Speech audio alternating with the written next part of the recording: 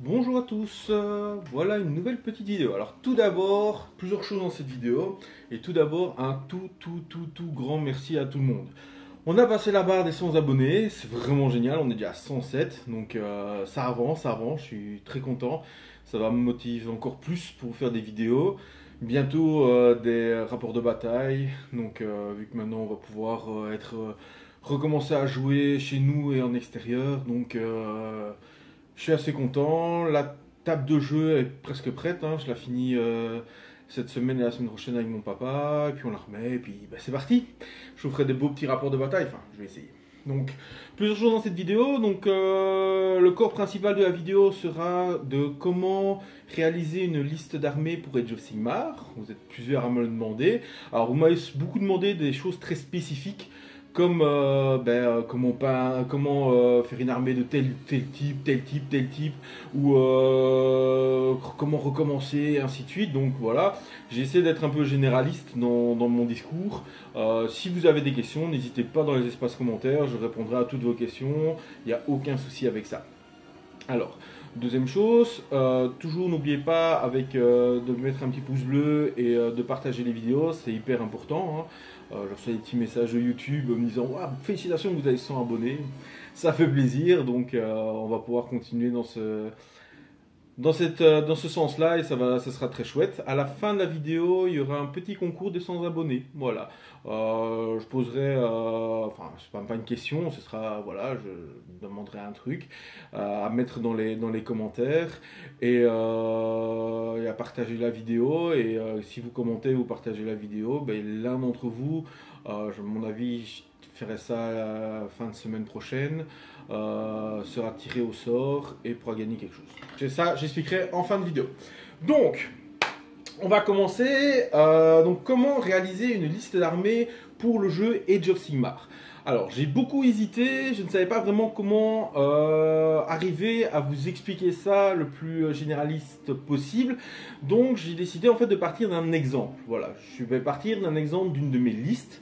En fait, pour pouvoir, comment j'ai découlé pour arriver à cette liste-là. En général, hein, j'ai pas la liste écrite, c'est vraiment comment je suis arrivé de mon cheminement pour créer ma liste en fait et pour pouvoir la faire. D'accord? Donc, la première chose la plus importante, c'est de se référer dans le livre de règles ou dans le petit livre des joueurs. Vous allez avoir la page qui vous explique en fait la bataille rangée. Comment créer une armée? Donc, vous allez avoir une armée d'avant-garde qui est à 1000 points. Vous allez avoir l'armée l'os de bataille à 2000 et une armée à 2500 points. Alors, vous n'êtes pas obligé de suivre exactement ces 1000, 2000, 2500. C'est ce qu'il y a de mieux, parce que c'est ce qui est plus précis, je veux dire. Mais voilà, si vous avez envie de faire une partie de Star Collecting qui est à 800 points, faites une partie de 800 points et vous prenez les restrictions de 1000 points, tout simplement. Si vous faites 1500 points, bah, vous arrangez à votre adversaire, vous demandez qu'est-ce qu'on fait. On utilise les règles à 1000 points ou les règles à 2000 points. Tout simple, hein, voilà. Donc, chaque fois, vous allez avoir un nombre minimum et maximum de leaders. Donc par exemple, si on prend une armée à 1000 points, ben, c'est de 1 à 4 leaders. Voilà, vous êtes obligé d'en avoir un, parce qu'on est obligé d'avoir un général dans une armée, et vous ne pouvez pas dépasser les 4 leaders. La même chose, vous allez avoir un nombre minimum d'unités de lignes qu'on va pouvoir utiliser. Alors les lignes, c'est soit les lignes génériques, donc quand vous allez prendre votre Battle Tome, vous allez avoir votre liste d'armées, la liste de toutes les unités à la fin, en fait, avec le rôle qui est noté à côté. Et dans le rôle, ben, vous avez soit leader, behemoth, ligne, artillerie ou rien de noté. Mais voilà, c'est à ce moment-là qu'on va pouvoir choisir. Alors certaines unités peuvent devenir lignes avec des destinations. Si vous prenez lui comme général ou vous êtes dans telle chambre pour les standcasts par exemple, eh ben, vous aurez eux comme ligne. Voilà, et donc ça comptera directement comme ligne. Donc, par exemple, toujours à 1000 points, vous êtes obligé, vous devez avoir au moins 2 lignes. Voilà. Après, vous allez avoir les artilleries, les behemoths, qui vous aurez à avoir un maximal. Vous commencerez à 0 jusqu'à un maximum de X. Voilà, et c'est à ce moment-là qu'on saura combien vous pouvez en mettre. Et les unités où il est rien noté, généralement, vous pouvez mettre autant que vous voulez. Et la dernière chose, c'est les alliés. Voilà, vous pourrez avoir plus ou moins 20% de total de votre armée en alliés possible. Voilà. Donc, première chose, ben, on va commencer par choisir l'armée. Alors ça, on en a parlé dans une ancienne vidéo. Je vous conseille, si vous ne savez pas vraiment encore, d'aller la voir, hein. C'est la vidéo quand je commence Warhammer Age of Sigmar, mais comment? Donc voilà, ça vous explique un peu le cheminement pour choisir votre armée. Donc on va passer ce point-là, vu qu'il a déjà été fait sur une vidéo passée. La deuxième, c'est l'orientation de la liste. Je vous l'avais aussi un peu expliqué dans cela, mais on va commencer un peu plus à voir sérieusement. En fait, là déjà, votre orientation va surtout se baser sur qu'est-ce qui vous a fait que vous vouliez commencer cette armée-là, tout simplement. Voilà, ici je vous présente ma liste, je vais vous présenter ma liste de cornes. Ma liste de cornes, elle était là parce que je voulais jouer un buveur de sang, par exemple. J'aimais bien les buveurs de sang et j'aimais bien les Blood Warriors. Donc, j'ai dit, tiens, j'aime bien ces figurines-là, j'ai envie de faire une armée de cornes pour ces figurines-là. Et donc, c'est ça qui m'a fait décider. Voilà. Et par rapport à ça, en fait, on va arriver que l'orientation, si vous n'avez pas les figurines qui choisissent, aussi votre style de jeu. Donc tout ça, j'avais parlé dans l'ancienne vidéo, mais je le répète ici, votre style de jeu va pouvoir définir. Effectivement, si vous avez toujours aimé dans tous les jeux vidéo que vous avez joué, par exemple, ou dans les films que vous avez regardés, vous adorez les archers elfes, oui, c'est clair que vous n'allez pas prendre, vous n'allez pas jouer les nains, vous n'allez pas jouer Khorne, qui n'est que du corps à corps, qui fonce dans le tas avec une grosse hache. C'est logique, vous allez plus vous tourner vers les armées de tir. Donc ça peut aussi orienter vos choix d'armée. Alors, on va rentrer dans le vif du sujet, donc en prenant votre Battle Tome. En prenant votre Battle Tome, à ce moment-là, hop, vous allez pouvoir, hop, vous regardez, vous allez avoir tout plein de choses. Vous allez avoir d'abord l'historique, qui est quand même important. Bien lire l'historique pour savoir un peu l'âme de votre armée et l'explication des unités historiquement en quoi ça concerne.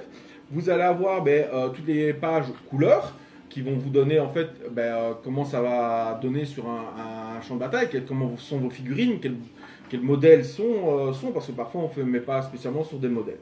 Après vous allez tomber sur les règles d'aptitude d'allégeance. Les règles d'aptitude d'allégeance, c'est les règles qui sont ici, c'est les règles des armées proprement parlées. Donc là, ça c'est quelque chose qui va se faire pour toute votre armée de Khorne. Ici je monte Khorne, mais vous avez ça pour toutes les armées. Une fois que c'est fait ça, c'est parfait. On va donc passer après à le choix qui peut paraître bizarre de ne pas directement commencer par parce que c'est dans la suite, si vous prenez votre Battle Tome avec les artefacts et les traits de commandement, mais on va plutôt se diriger directement vers les bataillons et vers les choix de tribu, on va appeler ça. Donc qu'est-ce qu'une tribu? En fait, une tribu, ça va être quoi? Ça va être, par exemple ici pour Khorne, en fait, vous allez avoir plusieurs clans. Vous allez avoir, pour les Standcast, on va appeler ça des chambres. Donc c'est, hop, je monte la page directement, hop, voilà, ici. Donc c'est, hop, voilà. Donc c'est des règles comme ça d'armée. Hop, je vous montre par exemple, voilà. Et ça, c'est des règles en fait qui vont donner une spécificité bien précise à votre armée. C'est des clans. Donc, ici, dans Khorne, c'est des clans barbares. Et dans mon armée, par exemple, l'un d'eux m'attirait, c'était la Gortide. La Gortide, en fait, elle va donner des bonus aux humains de Khorne pour quand ils tiennent des objectifs, quand ils sont prêts à des objectifs, et ainsi de suite. Donc, en partant de ça, je me dis déjà que quand je vais créer ma liste d'armée, je suis parti sur les humains, pas sur les démons. Donc là, on va voir déjà que quand on va atteindre le point des unités, ça va déjà influencer ça. Une fois qu'on a fait ça, en fait, en tournant les pages, on va tomber sur les chartes de bataillon. Hop, les chartes de bataillon, comme ici par exemple. Hop, je tourne la page, hop, comme ici, voilà. Et les chartes de bataillon, c'est des groupements d'unités que vous allez devoir payer. Vous payez en points les unités, vous payez en points la charte de bataillon, c'est très important, elle n'est pas gratuite, au contraire des clans qui sont totalement gratuits, vous pouvez choisir un clan, la charte de bataillon n'est pas gratuite. Donc là vous allez pouvoir choisir et ça va aussi au final diriger votre armée sur certaines unités que vous voulez jouer. Donc si vous prenez une charte de bataillon avec, donc vous êtes dans la Gortide, vous prenez une charte de bataillon qui regroupe plusieurs Blood Warriors, vous allez jouer des Blood Warriors. C'est logique, vous n'avez pas, voilà, ça va diriger votre armée.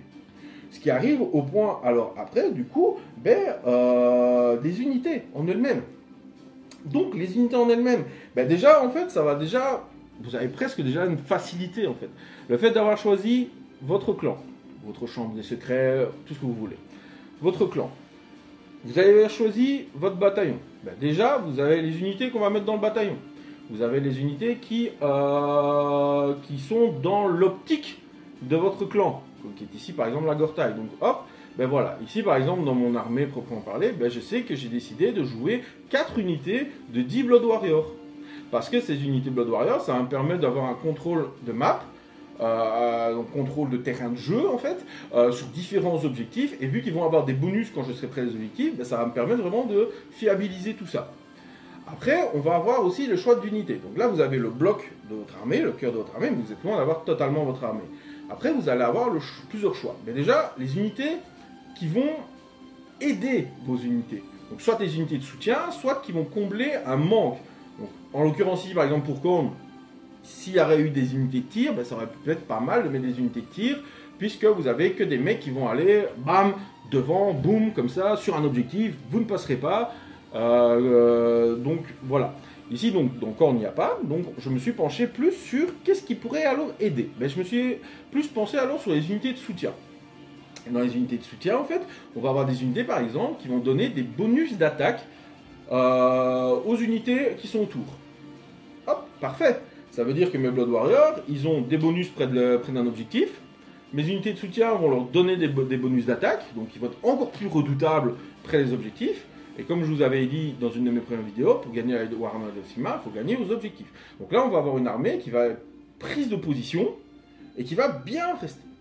Après, ça reste une armée qui n'est pas spécialement létale. Et donc là, il va me falloir, je me dis, bah, tiens, il va me falloir trouver quelque chose pour ajouter de la létalité, parce que c'est bien beau de rester sur les objectifs, mais si c'est pour rester et se faire tirer dessus ou se faire rouler dessus, parce qu'on n'a pas l'avantage du mouvement par rapport à son adversaire, par rapport à la force, ben voilà, on va jouer contre de la cavalerie en face, ben nos mecs c'est bien, ils sont atteints l'objectif, et puis l'autre en face, il va faire juste, ah ben, vu que tu bouges pas, je vais prendre toutes mes unités, je vais faire unité par unité, et je vais t'écraser comme ça. Donc ça c'est, voilà, c'est pas totalement génial, et du coup on va passer, soit vous avez dans des unités qui peuvent de nouveau aider dans ce sens-là. Ici, ben, les unités qui tapent pas assez fort, oui, il y en a chez les démons, et ainsi de suite, mais ça ne m'intéresse pas spécialement de mettre d'unités de démons, vu que ça va à l'encontre un peu de ma Gortag. Et là, on va passer du coup au point suivant. Une fois que vous avez vos unités, ben, vous avez besoin de votre leader. Et là, vous avez plusieurs choses. Dans les mêmes optiques que les unités, votre leader peut être soit quelqu'un qui va apporter un soutien aux unités que vous avez besoin. N'oubliez pas, comme je vous ai toujours dit, Warhammer Age of Sigmar est un jeu de synergie, donc c'est vraiment quelque chose de hyper important. Là, en l'occurrence, pour Khorne, eh ben, qu'est-ce que j'ai mis? J'ai mis un prêtre pour apporter soit de la blessure mortelle grâce à une de ses prières de sang, soit d'apporter du soutien, c'est toujours pratique. Et j'ai mis la bannière. La bannière de Khorne, elle donne quand même une grande aura pour un peu gêner la magie adverse, et surtout pour donner plus une attaque à tout le monde qui se trouve dans l'aura de sa bannière. Et de nouveau, ben, bam, mes petits gars, hein, mes petits Blood Warriors, ben, ils ont gagné plus une attaque grâce à l'unité de soutien, plus une attaque grâce à la bannière. Ça commence à faire beaucoup. Ils ont aussi l'équipement qui fait que quand ils meurent, ils peuvent retaper. On commence à faire beaucoup d'attaques. Mais manque toujours une grosse létalité. Et là, par exemple, dans mon armée de Khorne, ben, j'ai fait le choix, vu que je n'avais pas dans les unités, ben, j'ai fait le choix dans les personnages, de mettre des personnages qui, eux, sont létaux. Ils ne vont rien apporter à mon armée, à mes unités proprement parler, mais ils vont apporter du dégât. Et c'est pour ça que j'ai mis Skarbrand et un Bloodthirster. Ça va apporter la puissance d'attaque qu'il faut, ça va pouvoir être boosté par les personnages ou les petites unités, ça ne va pas apporter eux de boost à l'unité, donc là je casse un peu la synergie dans un sens, puisque je mets les personnages bourrins, mais ils vont m'apporter justement un soutien d'un autre type en pouvant aller chercher les unités qui vont embêter mes Blood Warriors et qui vont pouvoir les gêner, qui vont pouvoir leur faire mal. J'ai préféré ici mettre mon général en tant que Bloodthirster. Pourquoi? Parce que Skarbrand est un personnage nommé, donc on ne peut pas lui mettre d'artefact. On ne peut pas lui mettre de trait de commandement surtout.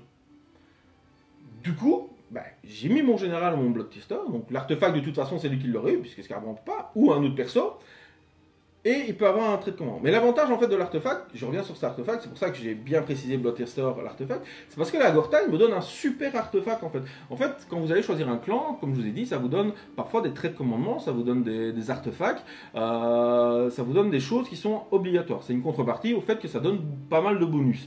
Mais ici, l'artefact que la Gortag me donne, moi je l'ai trouvé très intéressant justement pour un démon majeur.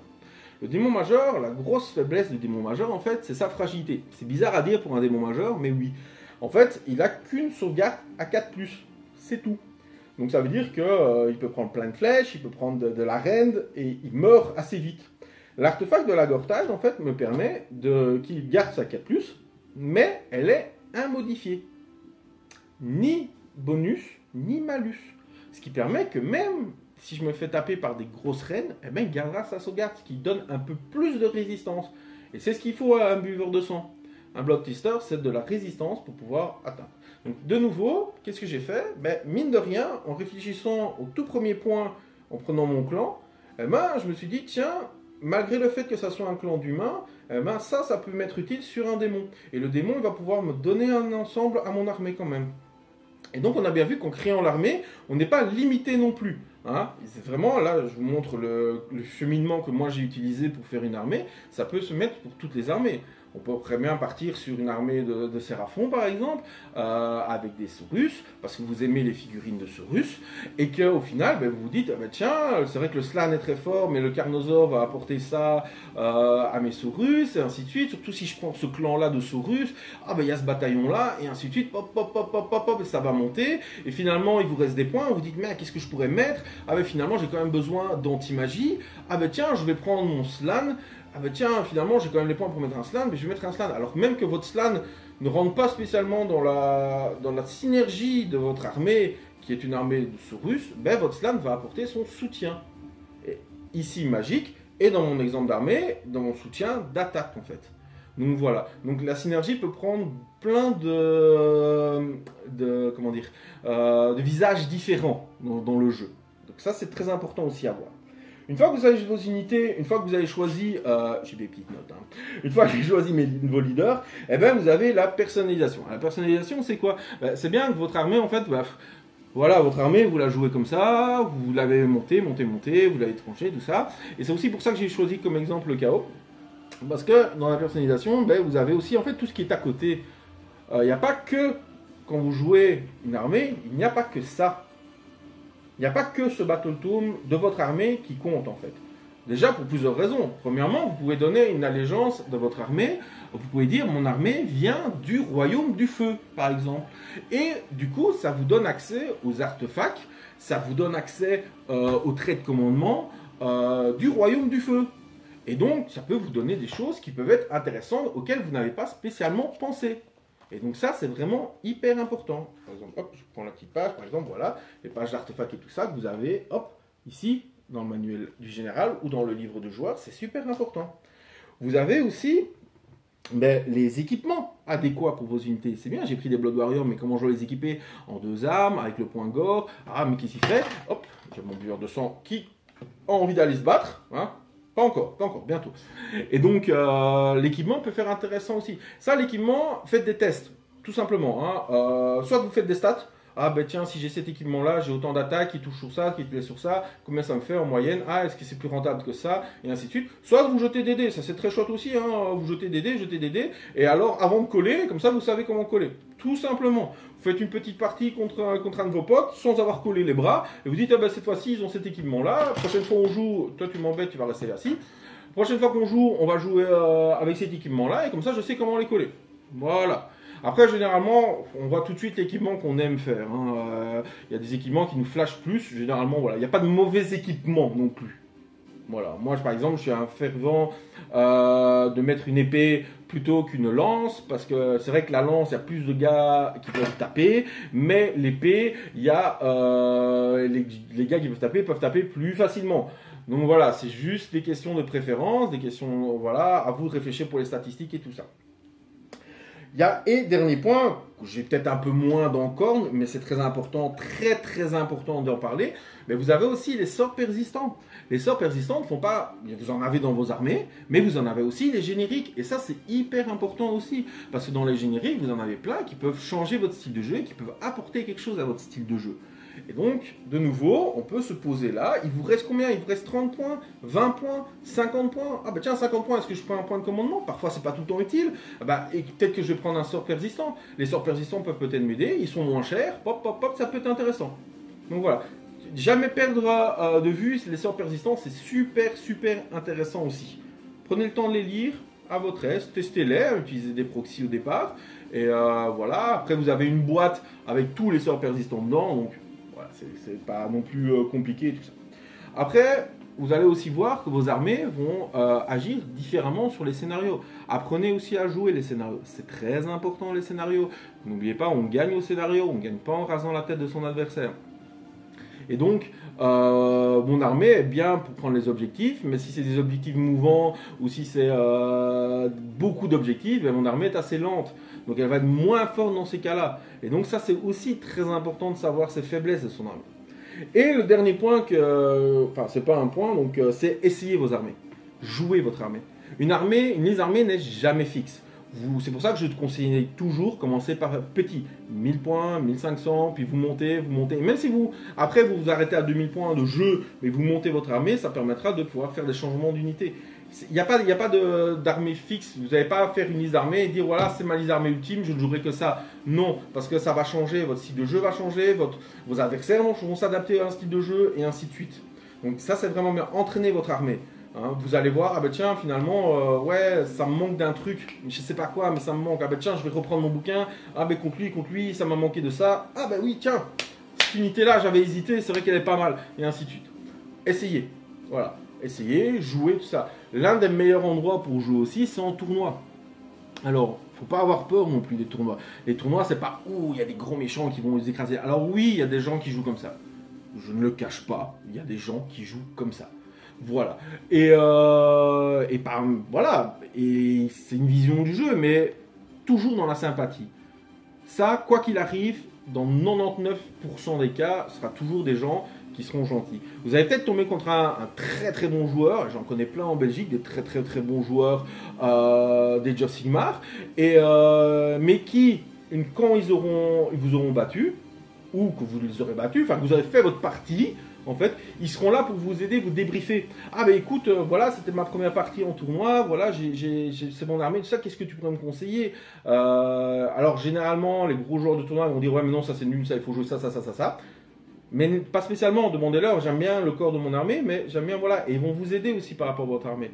Voilà, moi ça m'arrive souvent quand je suis en tournoi, que ce soit Warhammer 40 000, que ce soit Age of Sigmar, que ce soit 9e âge, que ce soit avant War Machine par exemple et tout, j'aidais souvent mon adversaire, on discutait avec mon adversaire, c'est aussi ça le jeu, c'est le partage. Créer une armée, c'est aussi un partage de discussion avec des personnes, échanger des idées, les gens auront peut-être des idées que vous n'avez pas eues au départ.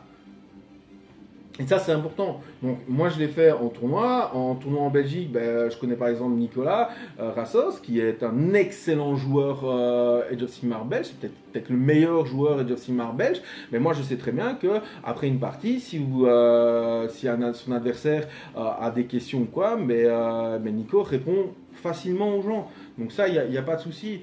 Si jamais, il ne faut pas hésiter non plus d'aller dans des clubs, d'aller dans des centres-bi.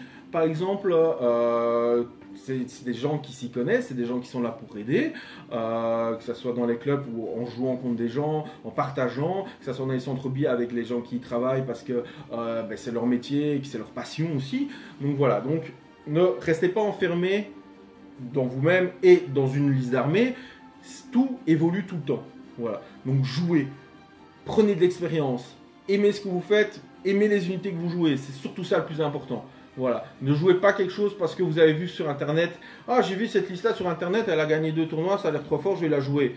Premièrement, oui, c'est vrai, mais vous allez quoi? Vous allez jouer 2 parties, soit vous allez dégoûter votre adversaire habituel, parce que voilà, c'était une partie amicale et vous allez jouer une armée, je sais pas moi, avec 2 Star Drake, 18 Liberator et que ceux avec les énormes arbalètes là qui font super mal.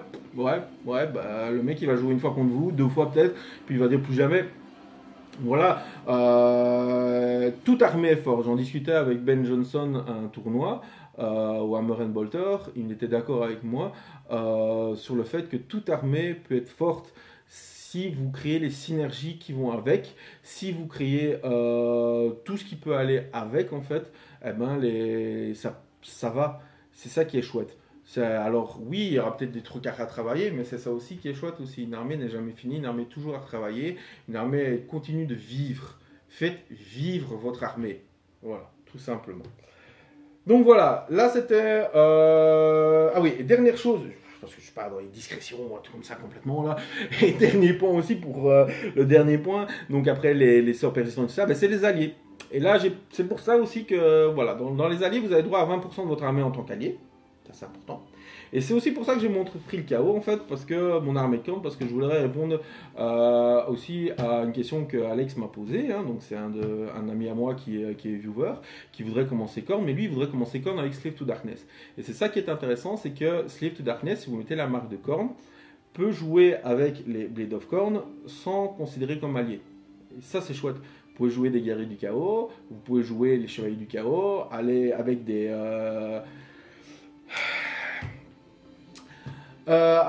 buveurs de sang, avec des sanguinaires, avec le canon, avec tout ce que vous voulez, c'est vraiment chouette. Le prince démon, par exemple, le prince démon est un ajout génial. Le prince démon de corne étant super chouette, en termes de règles, en termes de force, ben voilà, il peut aller. Donc n'hésitez pas à plonger dans votre armée, allez voir, par exemple, je prends l'exemple des idonettes qui ont un bataillon qui peut permettre de jouer certaines unités sylvanettes, ben n'hésitez pas. Alors même si effectivement le bataillon ne casse pas des briques, on pourrait dire niveau règles, mais c'est beau. C'est une belle armée, et quitte qu'après, ben, ça devienne deux armées tout simplement, une armée full idonette, une armée full sylvanette, mais au moins vous avez une belle armée avec de la belle cohérence d'unité.